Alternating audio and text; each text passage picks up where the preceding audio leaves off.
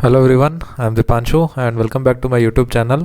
तो आज के हम इस वीडियो में कुछ स्टॉक्स का एनालिसिस करने वाले हैं जो इंट्राडे के लिए कल हम ट्रेड करने वाले हैं। तो साथ में मैं कुछ पोजिशनल भी स्टॉक्स के बारे में डिस्कस करने वाला हूं जो चार्ट पे स्ट्रॉन्ग दिख रहे हैं। तो सीधे हम चलते हैं चार्ट्स पे, वहाँ पे हम डिस्कशन करते हैं। तो जैसा कि देख सकते हैं ये हम आ गए हैं चार्ट्स पे, और यहाँ पे मैंने ये चार्ट लगा रखा है टाटा मोटर्स का। सबसे पहले तो टाटा मोटर्स एक बहुत ही लुक्रेटिव स्टॉक था। जब ये रन अवे इस तरीके से देने लग गया था तो बहुत लोगों की नज़रें थी इस पे, और अभी जो है ये डाउनफॉल ट्रेंड में चल रहा है। 527 से ये 400 के आसपास आ गया है। तो अब हर किसी स्टॉक में एक जो राउंड फिगर्स होते हैं वो बहुत ही साइकोलॉजिकल लेवल्स होते हैं। तो वहाँ से बहुत लोगों का बाइंग इंटरेस्ट रहता है। जैसे अगर कोई भी स्टॉक को मैं कहूँ कि 420 पे आप ख़रीद लो या 423 पे ख़रीद लो, 413 पे ख़रीद लो, तो थोड़ा अच्छा नहीं लगता है। लेकिन अगर 400 पे ये स्टॉक मिल जाए हमें तो बहुत ज़्यादा एक अच्छा वैल्यू होता है, राउंड फिगर होता है। तो इस तरीके के राउंड फिगर्स पे बहुत ज़्यादा बाइंग इंटरेस्ट होता है। तो इस वजह से मैंने इस स्टॉक को सेलेक्ट करके रखा है, और कल मैं ये एक्सपेक्ट कर रहा हूँ कि ये 400 का जो लेवल है साइकोलॉजिकल लेवल है, और ये साइकोलॉजिकल लेवल का सिग्निफिकेंस भी हम देख सकते हैं कि ये किस तरीके से पीछे के लेवल्स पे भी थोड़ा सा इसने इम्पोर्टेंस दिया है। अगर इसको मैं पीछे एक्सटेंड करूँ इस तरीके से फ्लैट, तो ये देख सकते हैं यहाँ पे इसका जो ओपनिंग लेवल था ये 400 था, और उसके बाद बहुत ज़्यादा तो नहीं मिला है, उसके पहले से ही बाउंस बैक हो गया। जैसे ये एक रेड कैंडल है, इसने 404 का लो लगाया था, ठीक है। तो इसने भी करीबन ये बड़ा कैंडल जो था 405 का लो लगाया था। तो ये सारे कुछ सिग्नल्स हैं जो ये दिखाता है कि 400 इज़ वेरी इंपॉर्टेंट लेवल। तो कल मैं ये एक्सपेक्ट करता हूँ कि अगर मोस्टली मार्केट नेगेटिव ही ओपन होने के चांसेस हैं, निफ्टी नेगेटिव ओपन होने के चांसेस हैं, तो कल अगर ये 400 के आसपास ओपन होता है और थोड़ी देर सस्टेन कर लेता है तो मैं इसको 400 के लेवल पे ही बाई करने का कोशिश करूँगा, ठीक है।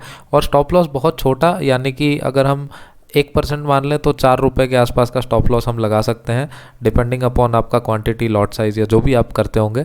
तो 4 रुपये के आसपास का स्टॉप लॉस लगा के हम कम से कम इसको इस लेवल तक एक्सपेक्ट कर सकते हैं। 407 408 लेवल तक इसका रिवर्सल एक्सपेक्ट कर सकते हैं हम, क्योंकि बहुत ही डाउन ट्रेंड में चला आ चुका है। और जो ऑटो सेक्टर है उनके रिजल्ट्स थोड़े से अच्छे आए हैं, और सेल्स डेटा जो आया है रिसेंटली वो थोड़ा अच्छा है। तो आई गेस टाटा मोटर्स जो है रिवर्सल रैली में लीड कर सकता है। तो ये देख सकते हैं निफ्टी ऑटो जो है काफ़ी बुरी तरीके से पिटा हुआ है, बहुत तेज़ी से नीचे ही जा रहा है ये। लेकिन जो अभी सेल्स डेटा आया है उसके अकॉर्डिंग थोड़ा सा पॉजिटिविटी है। तो आई होप सो कि वो पॉजिटिविटी जो है टाटा मोटर्स के थ्रू रिफ्लेक्ट होता हुआ जाए। तो इसलिए मैं इसको 400 पे बाई करने की कोशिश करूंगा। लेकिन अगर गलती से मार्केट नेगेटिव ओपन हो और ये 400 के लेवल को डिसाइसिवली ब्रेक कर देता है, यानी बड़े कैंडल के साथ ब्रेक कर देता है 5 मिनट्स या 15 मिनट्स के फ्रेम में, तो उसके बाद टाटा मोटर्स को लेके हम बियरिश हो सकते हैं, अच्छा खासा हम फिर डिप देख सकते हैं। तो उसके बाद फिर बाइंग करने की कोशिश ना करें। उसके बाद ये एक्सपेक्ट करें कि इस तरीके से अगर लेट अस सपोज कि ये नीचे आ जाता है बहुत तेज़ी से, इतना नीचे, और फिर इस लेवल पे फिर अपने को सेल करने का कोई सेंस नहीं बनता है, या बाई करने का भी कोई सेंस नहीं बनता है, क्योंकि अब ये जो लेवल है 400 ये साइकोलॉजिकल रेजिस्टेंस बन जाएगा फिर, ठीक है। इसके ऊपर इतनी जल्दी नहीं जाएगा। तो इस केस में क्या होगा कि ये अगर पीछे मुड़ता है वापस रिवर्सल का, तो फिर यहाँ पे दोबारा हम सेल करने का सोच सकते हैं, ठीक है। तो ये क्या होता है, कभी भी जब मेजर लेवल ब्रेक होता है तो उसको दोबारा रिटेस्ट करके उसके बाद वापस से डाउनफॉल स्टार्ट होता है। तो आई होप ये चीज़ें क्लियर होगी। तो अगर जैसे मैंने कहा 5 मिनट्स के कैंडल में ब्रेक डाउन कर देता है तो हम एक रिवर्सल का एक्सपेक्ट करेंगे, और 400 के जितना करीब करीब हो सके हम उतना करीब उसको सेल करने की कोशिश करेंगे, ठीक है। और वरना तो मेरा अभी व्यू यही है कि बाइंग के लिए हम देखेंगे छोटा सा स्टॉप लॉस लगा के, और अगर सेलिंग के लिए देखेंगे तो यहाँ से एक छोटा सा स्टॉप लॉस यहाँ पे भी लगाएंगे 3-4 रुपये का, और फिर सेलिंग के लिए हम प्ले करेंगे। और कभी भी आप इंट्राडे में सेल करें तो हमेशा स्टॉप लॉस को ट्रेल करते रहें, और इस तरीके से आप राइड कर सकते हैं।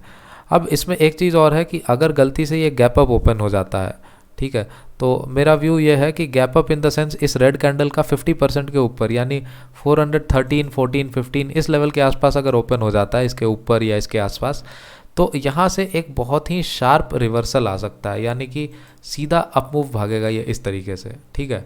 तो ये ऐसा क्यों होता है, क्योंकि अभी तक ये काफ़ी ज़्यादा बिक चुका है। ऊपर से इसका अगर देखें तो अच्छा खासा 7% का फॉल आ चुका है 4 से 5 दिनों में।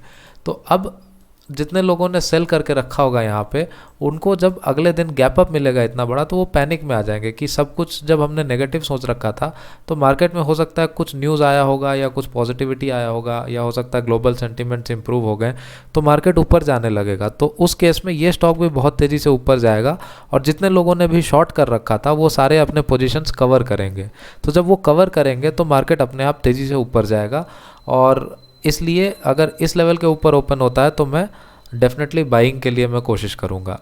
ठीक है, तो ये एक बहुत अच्छा मतलब इंडिकेटर है, या बहुत अच्छा एक पैटर्न है जिसको आप फॉलो कर सकते हैं। जब भी अगर कोई बहुत बड़ा सा रेड कैंडल बना हुआ आ जाए बहुत अच्छे फॉल के बाद, उसके बाद उस रेड कैंडल के 50% के ऊपर अगर ओपन होता है तो बाइंग स्ट्रेंथ बहुत स्ट्रांग होगा।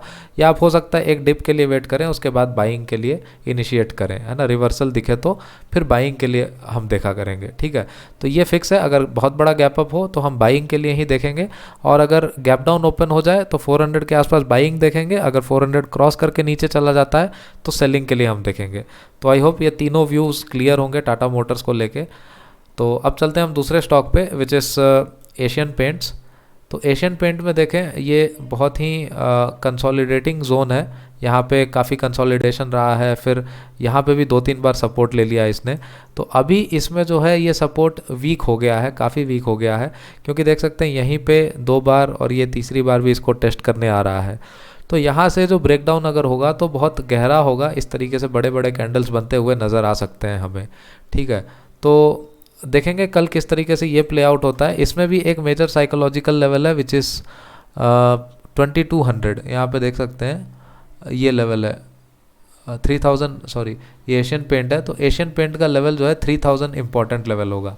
ये देख सकते हैं 3003 3004 से रिवर्स किया था, तो आज के लिए भी हम इसको यहीं पे रखेंगे, एग्जैक्टली 3000 लेवल रखेंगे हम इसमें। तो 3000 के आसपास अगर कुछ रिवर्सल दिखता है हमें, तो हम यहाँ पे रिवर्सल के लिए प्ले कर सकते हैं, और एक अपमूव के लिए हम यहाँ पे बाई कर सकते हैं। वापस से छोटा सा स्टॉप लॉस रखेंगे, और प्रॉफिट्स होने लग जाए तो उसको ट्रेल करेंगे बहुत अच्छे तरीके से। ठीक है, तो ये व्यू है एशियन पेंट्स के बारे में। और अगर ये हम देखें कि 3000 का लेवल अगर ब्रेक हो जाता है और 3000 का लेवल ब्रेक होकर नीचे ट्रेड करने लग जाता है, ठीक है, तब हम फिर देखेंगे स्ट्रेंथ किस तरीके से है कैंडल का। अगर अच्छे वॉल्यूम्स के साथ ब्रेकडाउन हुआ है तो फिर हम सेलिंग के लिए ही देखेंगे। ओके, तो सेलिंग के लिए भी हम यहाँ से इंट्राडे की बात कर रहे हैं, तो यहाँ से यहाँ तक हम देख सकते हैं 1.1% के आसपास हम फॉल देख सकते हैं, 30 पॉइंट्स के आसपास।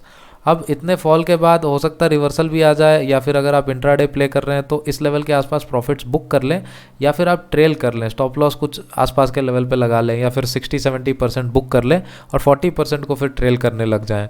अगर वो 40% रिवर्स होकर वापस लॉस भी दे देता है आपको, तो इतना ज़्यादा लॉस नहीं होगा। ठीक है, लेकिन अगर ये कल का क्लोजिंग जो है इसके आसपास में क्लोजिंग कर देता है, यानी कि करीबन ये लेवल है 6570, तो कल को अगर हम देखें 2970 या 80 के आसपास में अगर मंडराता रहता है क्लोजिंग टाइम तक, और वहीं पे क्लोज दे देता है ये स्टॉक, तो फिर एक अच्छा खासा डाउनफॉल हम एक्सपेक्ट कर सकते हैं, क्योंकि इसने बहुत बार यहाँ पे भी सपोर्ट लिया है। पहले रेजिस्टेंस था, फिर सपोर्ट लिया, और फिर यहाँ पे देख सकते हैं जैसे इसने ब्रेक किया तो कितना गहरा डिप लगाया इसने। ठीक है, दोनों दिन इसने इस दिन भी डिप लगाया, इस दिन भी डिप लगाया। ठीक है, तो ये बहुत अच्छा लेवल हो जाता है, और यहाँ पे तो जो डिप लगाया बहुत ही गहरा डिप था, ये करीबन 12% का फॉल था ये। तो इसी तरीके से मैं कुछ यहाँ पे एक्सपेक्ट कर रहा हूँ, 12% तो नहीं बट 2-3% का अच्छा एक्सपेक्टेशन है यहाँ पे। तो इस तरीके से हम इसमें भी प्ले आउट कर सकते हैं, और इसमें भी अगर बहुत बड़ा गैप डाउन खुल जाए तो हम थोड़ा वेट करेंगे, रिवर्सल आके इसको रीटेस्ट करें, उसके बाद फॉल आए तब हम सेल करने की कोशिश करेंगे। ठीक है, और अगर यहाँ पे बाई करते हैं 3000 के लेवल के ऊपर, तो देख सकते हैं 2960 का एसएल लगा सकते हैं, जो कि ये लेवल है। ठीक है, अगर इसके पास आ जाए तो आप अपने पोजीशन से एग्जिट कर जाएं। तो कहीं पे भी अगर आप बाइंग या सेलिंग का भी पोजीशन बनाते हैं तो आपको टारगेट से पहले अपना स्टॉप लॉस तय होना ज़्यादा ज़रूरी है। ठीक है, कि इसके बाद इसमें ज़्यादा कोई छेड़खानी नहीं करेंगे, और जो है अपना व्यू गलत हो गया है, जो भी हमने बाइंग या सेलिंग का जो भी व्यू लिया है वो गलत हो गया है, तो स्टॉप लॉस लेके हम निकल जाएं। ठीक है, वरना स्टॉक्स जो है काफ़ी बुरी तरीके से फंसा सकते हैं, बहुत ज़्यादा भी डाउनफॉल आ सकता है कई बार। ठीक है, इसके बाद हमारे पास तीसरा जो स्टॉक है दैट इज़ टाइटन। तो टाइटन भी देखें एक बहुत ही मेजर लेवल पे है, इतना ज़्यादा मेजर नहीं है, 2200 का एक मेजर लेवल होगा साइकोलॉजिकली, बट इतना बड़ा नहीं है। यहाँ पे जो इम्पोर्टेंट चीज़ देखने के लिए है वो ये है, ये लेवल, ये लाइन जो मैंने बनाया है, this is somewhere around 2200 he unfortunately. तो ये देख सकते हैं कि किस तरीके से जो साइकोलॉजिकल लेवल्स हैं वो अपने आप ही प्ले कर जाते हैं। जैसे कि यहाँ पे क्या देखा मैंने कि ये जो दो रेड और ग्रीन कैंडल हैं, इन्होंने यहाँ पे रेजिस्टेंस लिया है। ठीक है, इस रेजिस्टेंस के बाद अचानक से क्या हुआ, इसका रिजल्ट आया था शायद उस दिन, तो ये इस पॉइंट से पहले तो 5% गैप अप ओपन होता है और उसके बाद सीधा ऊपर चला जाता है। ठीक है, 10% का इसने अप मूव दिखाता है अगले दिन। तो ये क्या दिखाता है, ये जैसे 6th को है और ये 7th को है, तो ये अगले दिन की ही बात है। तो थोड़ा सा रिवर्सल आया और इस कैंडल के आसपास देख सकते हैं थोड़ा सा नेगेटिव सेंटीमेंट था, और नेगेटिव सेंटीमेंट के बाद इतना बड़ा अगर गैप अप ओपन हो जाए विच इज़ 5%, तो बहुत बड़ी चीज़ हो जाती है। मैं तो कहता हूँ 2% 2.5% भी गैप अप अगर इस तरीके से हो जाए रेड कैंडल के बाद, तो आप समझ सकते हैं कि बहुत स्ट्रॉन्ग बुलिश मोमेंटम होगा, और उसको प्ले करने के लिए आप लगातार बाइंग करते रहें और स्टॉप लॉस ट्रेल करके बुलिश व्यू में रहें। ठीक है, तो 10% का इसका मूव आया और यहाँ पे एक गैप क्रिएट हो गया। तो ये गैप बहुत ही मेजर चीज़ हो गया है, ये देख सकते हैं 2.5% का यानी 60 रुपीज़ का ये गैप रह गया है यहाँ पे। तो अभी क्या है कि ये स्टॉक ने पहले भी एक बार ये गैप फिल किया, लेकिन अभी जो ये दोबारा से फॉल हो रहा है, इस फॉल में दोबारा से इसने ये गैप फिल कर दिया है और अभी इस मेजर लेवल पे ट्रेड कर रहा है, जो कि पहले तो रेजिस्टेंस था और बाद में सपोर्ट के तरह काम किया। इसने एक बार सपोर्ट लिया है यहाँ पे, तो यहाँ पे दूसरी बार ये सपोर्ट ले रहा है, विच इज़ गुड इंडिकेशन है ना, क्योंकि ये सपोर्ट एक ही बार टेस्ट हुआ है।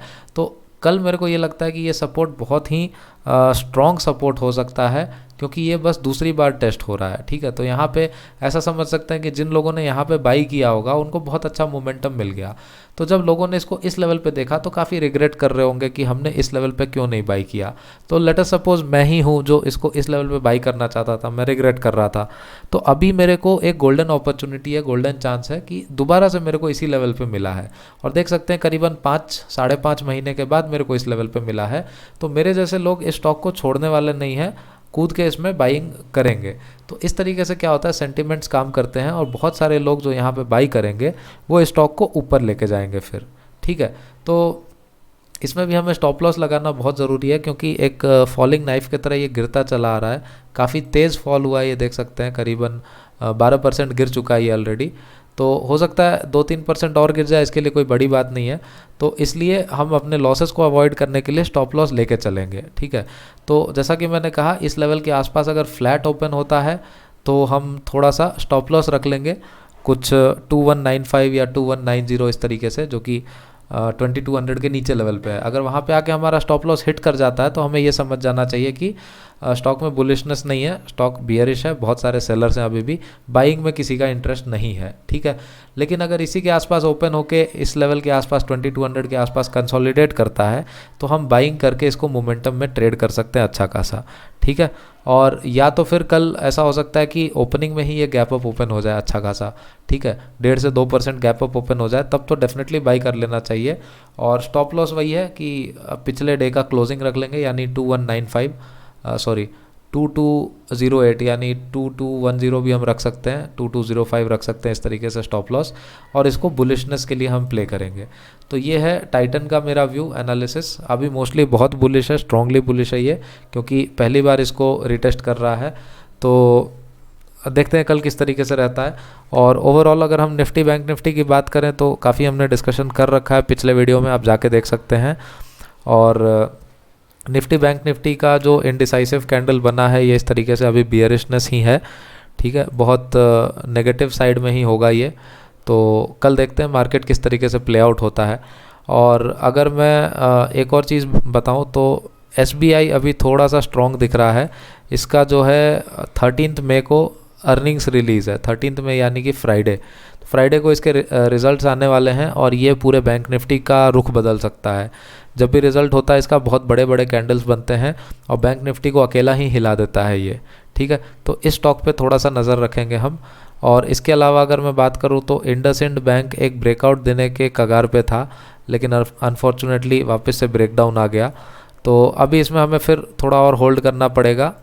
अगर ये ब्रेकआउट होता है अच्छे खासे स्ट्रेंथ के साथ, ये देख सकते हैं बहुत अच्छा वॉल्यूम के साथ ब्रेकआउट हुआ था, लेकिन अगले दिन मार्केट फॉल हुआ और उस वजह से ये भी गिर के नीचे चला आया।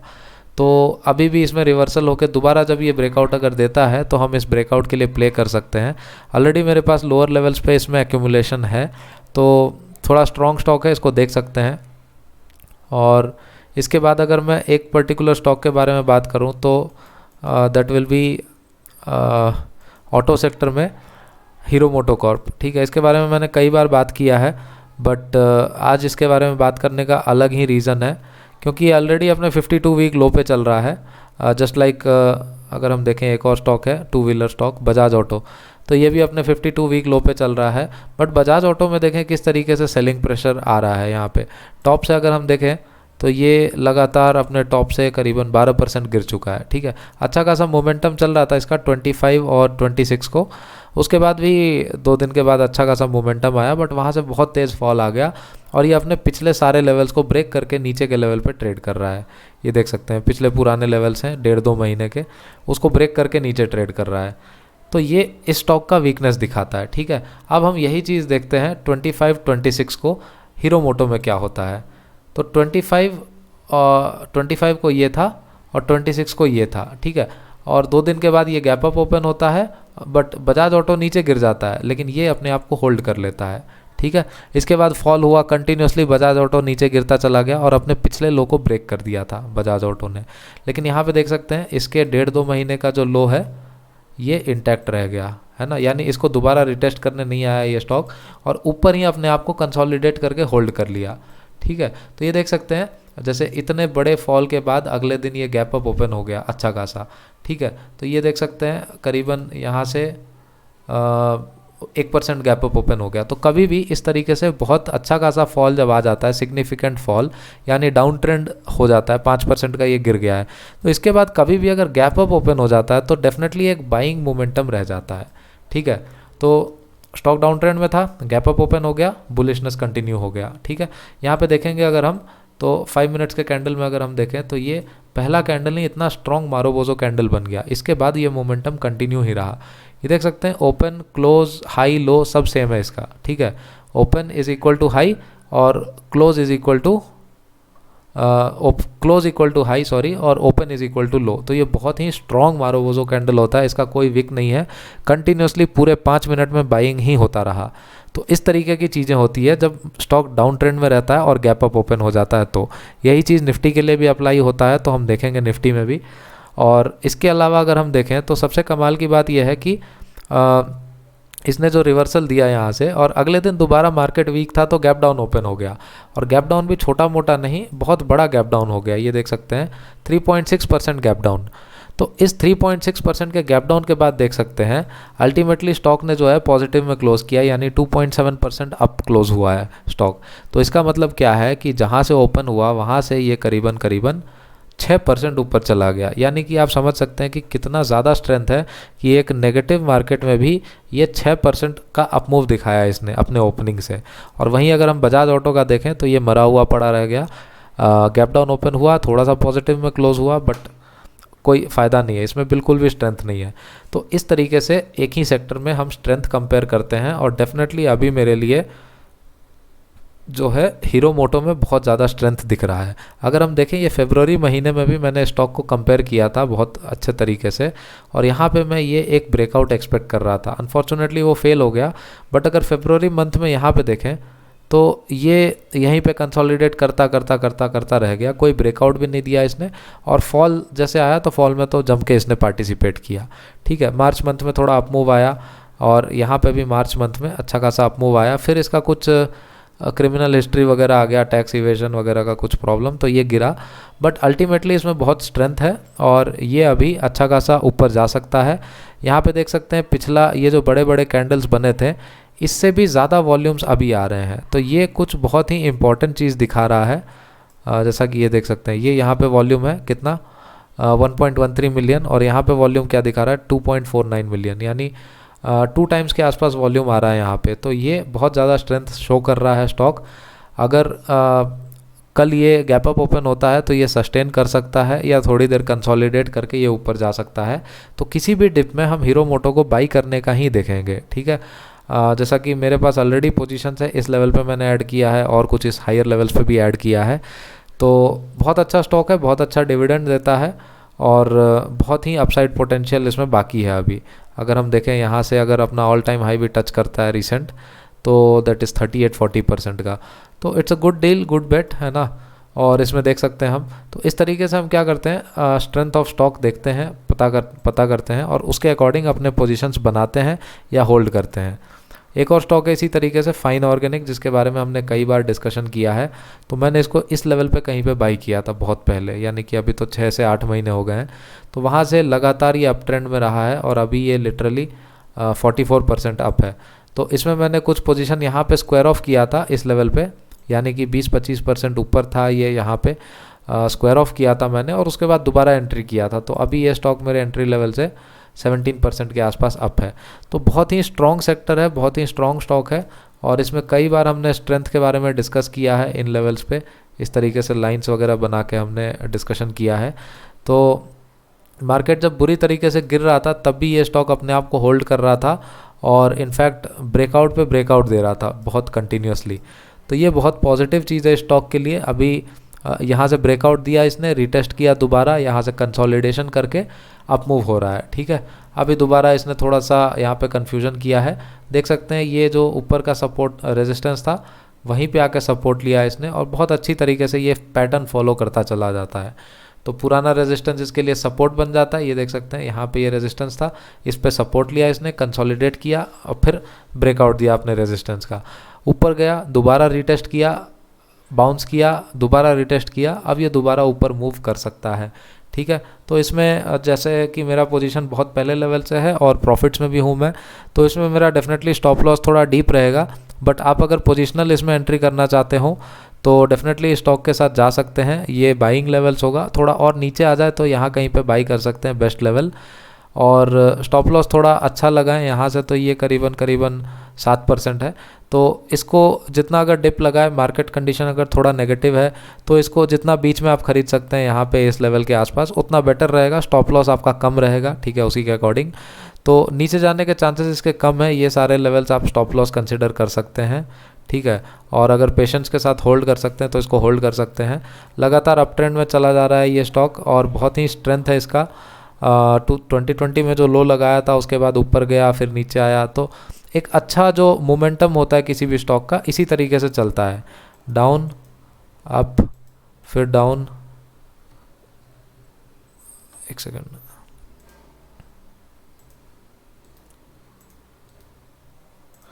तो पहले डाउन आया फिर ये अप गया इस तरीके से, फिर डाउन आया फिर ये अप गया, फिर कंसोलिडेशन हुआ यहाँ पे काफ़ी गहरा, इसके बाद ये धीरे धीरे ऊपर जा रहा है। तो ये जो स्टॉक धीरे धीरे इस तरीके से ऊपर जाते हैं, इन स्टॉक्स में बहुत लोगों का इंटरेस्ट होता नहीं है क्योंकि लोगों को चाहिए बहुत क्विक मूव, मतलब महीने भर में 20%, 40%, 50%, 100% इस तरीके के रिटर्न वाले स्टॉक्स चाहिए होते हैं। तो जनरली उस तरीके के स्टॉक्स में जितना तेज़ी से लोग अंदर जाते हैं उतने तेज़ी से ही लोग बाहर भी आते हैं और इसका मतलब ये है कि उतने तेज़ी से ही वो स्टॉक नीचे भी गिर जाता है, ठीक है। तो बहुत ही रिस्की होते हैं वो सारे स्टॉक्स और बहुत ज़्यादा रिटेल पार्टिसिपेशन होता है। बट किसी की नज़रें इस स्टॉक पे नहीं पड़ेगी क्योंकि ये स्टॉक बहुत धीरे धीरे चलता है लेकिन हमेशा चलता है। ये देख सकते हैं यहाँ से यहाँ तक ये जो मूव है 162% है, जो कि बहुत बड़ी चीज़ है। मतलब ऑल्दो इसने काफ़ी टाइम लगाया, 1.5-2 साल लगाया पहले, फिर कोविड में क्रैश आया, बट ये देख सकते हैं हमेशा से लगातार से ये अप ट्रेंड में बना हुआ है। तो ये क्या है, किसी भी स्टॉक का स्ट्रेंथ दिखाता है इस तरीके से। ये देख सकते हैं काफ़ी सारे ट्रेंड लाइंस बन रहे हैं और जितने भी ट्रेंड लाइंस हैं सभी को रेस्पेक्ट करते हुए ये रेगुलर अप ट्रेंड में है। हमेशा पिछला लो जो है मतलब नया जो लो लग रहा है वो पिछले लो से ऊपर लग रहा है। ये देख सकते हैं ये पहला low, next low higher, next low और हायर। अब यहाँ पे थोड़ा सा कंसोलिडेशन है, next low higher, next low higher, next low higher, फिर दोबारा ऊपर, फिर दोबारा ऊपर, फिर दोबारा ऊपर और ये फिर दोबारा ऊपर। तो इस तरीके के स्टॉक्स में ये होता है कि कभी भी ये अपने पिछले लो को ब्रेक नहीं करता है, ठीक है। तो ये देख सकते हैं अभी पिछला लो ये है, तो अभी मेरे लिए ये है कि ये स्टॉक इतना बुलिश है कि इसके नीचे अभी नहीं आ सकता है, ठीक है। ऑल्दो कंसोलिडेट कर सकता है थोड़ा सा, स्मॉल कैप मिड कैप बहुत पिटे हुए हैं, बहुत बुरी तरीके से चल रहे हैं, लेकिन इसने कहीं अपना रिवर्सल नहीं दिखाया है। तो इस तरीके के stocks long term wealth creator होते हैं, और अगर हो सके अगला रैली अगर आता है स्मॉल कैप मिड कैप में, तो इस तरीके के स्टॉक्स जो हैं आगे से लीड कर सकते हैं, ठीक है। तो ये 2 स्टॉक्स थे आज के एनालिसिस के लिए, और बाकी और भी स्टॉक्स हैं जो कि महंगे स्टॉक्स हैं बट थोड़े लुक्रेटिव लेवल्स पे थे। तो जैसा कि मैंने पहले भी बताया कि बजाज फाइनेंस को मैंने परचेज़ किया है, धीरे धीरे एक्यूमुलेट कर रहा हूँ। और अगर मैं एक चीज़ दिखाऊं तो ये देख सकते हैं, जैसे रिसेंटली मैंने इसको, ये मेरा परचेज़ हिस्ट्री है, तो कुछ कुछ स्टॉक्स मैंने धीरे धीरे एक्यूमुलेट किया है। अभी बजाज फाइनेंस जैसे कि मैंने बताया था 6666 पे परचेज़ किया था, उसके बाद ये कल की ही बात है, फ्राइडे को लोअर लेवल्स पे मिला, तो एक 6000 पे ख़रीदा मैंने और एक 6160 समथिंग पे ख़रीदा, तो ये एवरेज दिखा रहा है। इसके बाद टाइटन कंपनी में भी मेरा काफ़ी इंटरेस्ट था, जैसा कि आप जानते हैं कि टाइटन में मेरा एक पोजीशन बना हुआ है जो कि बुलिश था, बट वो बैकफायर कर गया, तो इसलिए मैंने उसको लोअर लेवल पे बाई करना स्टार्ट कर दिया है। तो ये देख सकते हैं बाइंग लेवल से करीबन 2300 और 2260, तो अभी तो 2208 पे आ चुका है, लेकिन लोअर लेवल से अभी भी मैं इसमें ब्रेकडाउन अगर करता है तो मैं और बाइंग करना पसंद करूंगा इसमें। इसी तरीके से इन्फोसिस है जो कि मैंने 1540 पे लेवल मार्क कर रखा था, कई बार मैंने रिपीट किए हैं अपने वीडियोस में, तो ये आया 2 तारीख को और ये हिट हो गया, तो मैंने बाई कर लिया। तो इन्फोसिस अगर देखें तो अभी तो 1542 पे चल रहा है, which is better than previous levels. तो इस दिन मैंने 2 तारीख को या 4 तारीख को, आई थिंक इन्फोसिस इज़ 25 है ना, तो 2 तारीख को मेरा ये लेवल हिट हो गया था, तो मैंने 2 तारीख को परचेज़ कर लिया था, ठीक है। तो नीचे के लेवल पे ही चल रहा है अभी भी, बट इस तरीके के लेवल पे एक्यूमुलेशन बहुत ही सेफ होता है, बहुत ज़्यादा डाउन साइड नहीं होता है बेसिकली। तो इस तरीके से मैंने इन्फोसिस को भी एक्यूमुलेट किया, बजाज फाइनेंस एक्यूमुलेट किया, और अभी लेटेस्ट जो मेरा नया एंट्री है दैट इज़ एक्सिस बैंक। तो एक्सिस बैंक देख सकते हैं फ्राइडे को ही मैंने 675 पे उठाया है। तो एक्सिस बैंक का एक बार चार्ट देख लेते हैं। 675 इज समवेयर हियर, मतलब आसपास में ही अभी लिया है फ्राइडे को।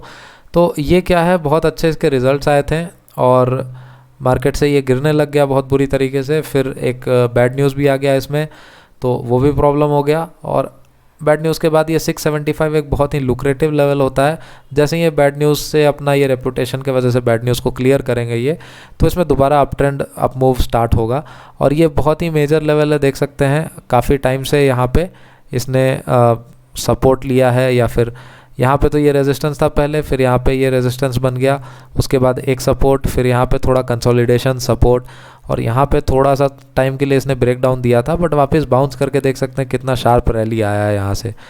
तो ये अगर हम देखें यहाँ से करीबन ये 20% का अप मूव इसने दिखा दिया था। तो इसी तरीके से अभी जैसे ये गिर रहा है बहुत तेज़ी से, तो आई गेस यहाँ से एक बाउंस आना चाहिए इसके लिए, या फिर अगर ये और नीचे भी जाता है तो मैं इसमें एक्यूमुलेशन का ही कोशिश करूँगा, क्योंकि बहुत ज़्यादा डाउन साइड अभी है नहीं इसमें। अगर अनटिल अनलेस निफ्टी या मार्केट ही पूरा ही बियरिश हो जाए तो 10-12% का और फॉल है, मैं इसको एक्यूमुलेट करने का ही कोशिश करूँगा, ठीक है। मेरा सेविंग बैंक अकाउंट भी एक्सिस बैंक में है, तो थोड़ा सा मेरे को भरोसा दिखाना पड़ता है, और बहुत ही अच्छा ब्लू चिप कंपनी है। तो इस तरीके से मैं सारी चीज़ों को एक्यूमुलेट कर रहा हूँ। तो axis bank, Bajaj finance, Titan, Infosys सारे ब्लू चिप्स हैं, इनको मैं बाई करके छोड़ सकता हूँ आराम से, ठीक है। अगर निफ्टी रिकवर करेगा तो ये सारे स्टॉक सबसे पहले रिकवर करेंगे, क्योंकि इंडेक्स में इनका अच्छा खासा वेटेज है। और इस तरीके से तो ये था कुछ स्टॉक्स के एनालिसिस लेवल्स के साथ, किस तरीके से मैं सोचता हूँ, किस तरीके से मैं पोजीशंस बनाता हूँ, कैसे कैपिटल एलोकेट करता हूँ, सारी चीज़ें मैंने डिस्कस किया है। तो आई होप आपको ये चीज़ों से काफ़ी कुछ सीखने को मिला हो। और इसी तरीके से अगर आपको और किसी स्टॉक्स का एनालिसिस करना हो, या जो आपके पोर्टफोलियो में हो आप जानना चाहते हो, तो कमेंट सेक्शन में ज़रूर मेंशन करें। और एनालिसिस अच्छा लगा हो तो वीडियो को लाइक करें और चैनल को सब्सक्राइब करें, और अपने दोस्तों के साथ शेयर ज़रूर करें चैनल को। तो दैट्स इट गाइस, मिलते हैं नेक्स्ट वीडियो में, तब तक के लिए थैंक यू।